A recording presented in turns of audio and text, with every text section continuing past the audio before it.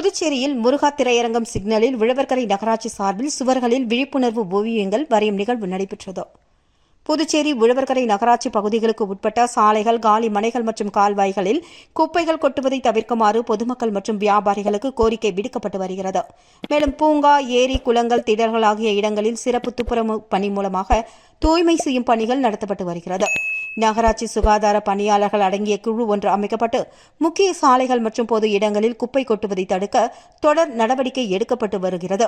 இதன் தொடர்ச்சியாக குப்பைகளை எவ்வாறு தரம் பிரிப்பது மற்றும் நகராட்சி பகுதிகளை எவ்வாறு சுத்தமாகவும் சுகாதாரமாகவும் பேணி காப்பது, அதன் அவசியங்களை விளக்கும் விழிப்புணர்வு ஓவியங்கள் ஓவியர்கள் மூலமாக முக்கிய சாலை பகுதிகளில் உள்ள சுவர்களில் வரையப்பட்டு வருகிறது.